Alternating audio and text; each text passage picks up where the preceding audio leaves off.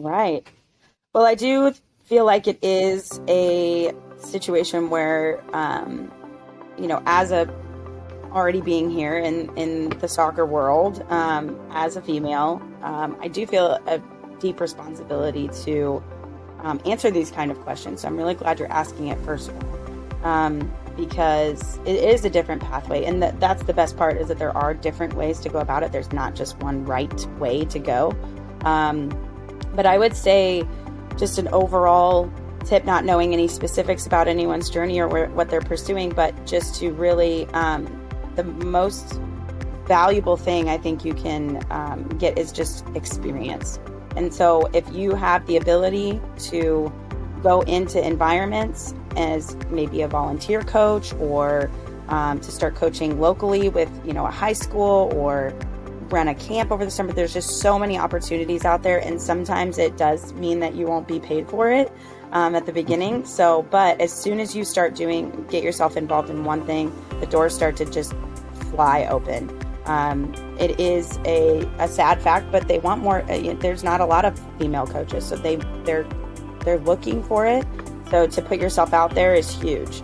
And like I said, the doors will fly open. You'll start networking and finding the opportunities are there. It's just, if you're overwhelmed with how to start, I would say just call someone. I've got a great example of my volunteer coach. She and I played together when we were 14.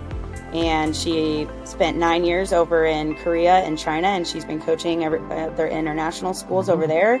And so she's got a really cool background, nothing I've ever heard of before, but she is my volunteer coach because she wants to get into collegiate coaching. And so, I literally just had this conversation with her, a couple of days ago because she was asking. So, but yeah, I got her introduced to ODP, which is actually, I think, initially where we might have met, Candice. And doing that. So, just getting out there and trying to gather experiences and also to see what you want to do. Maybe college coaching you think is what you want to do, but until you really experience it, it can be a different beast sometimes. So that would be my initial thought on that. Not to ride the train that I always ride, but I truly believe it. And it's mentorship, and it comes formally, it comes informally, and as Katie said, when you jump into those experiences and you're willing to get into them, you're going to find mentorship. And sometimes the individual doesn't even, realize they're mentoring you, but just their sharing of knowledge and experiences can be helpful. Even ways of saying, I would never want to do it that way. It's still a good, helpful piece of information to have in your life. It's not all, I have to mimic what they do, but mentors are great people to have in your lives. And so, again, they don't have to be soccer coaches, but there are a lot of people, women and men, that are, good individuals that want to see the next generation of coaches be successful and want to support and, show that there's different pathways, like Katie alluded to getting into it. So,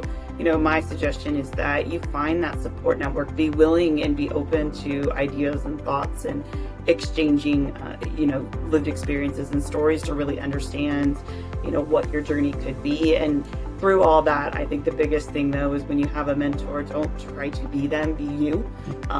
Be you the most authentic way, because the best coaches didn't really come through mimicking someone. They liked pieces and parts of others and they made it their own. And that's why we looked up to them. Emma Hayes is like no other, which is why we all want to be like Emma Hayes. But Emma Hayes is Emma Hayes, and you can't be her. You can be your version with things that she does and really respect her. So I use that just because I'm a big Chelsea fan, and it's Emma Hayes. So let's just play it. Didn't you play for her, Katie, in Chicago too? Just for a little bit. Did you play for her? So yeah, it's one of those realistic, individuals that are tangible that we all go, ooh, but don't be her. Listen to her. I listen to Emma whenever I can, and Emma has no idea who I am. And I consider her a mentor that she has no idea who I am, and that's totally fine with me. And I think that would be the biggest thing I'd say is just keep your openness and willingness to listen to others, and take what you want, and be okay not taking things and saying, that's not for me really.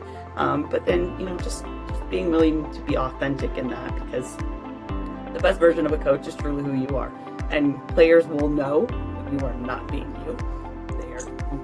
They call you out in the most obvious and the most subtle ways when you're not being yourself. And so be authentic in it, and really use your mentors to help guide in those times that are a little uncertain, a little iffy, and those times you need challenges and help. So that would be my best advice at this time for newbies.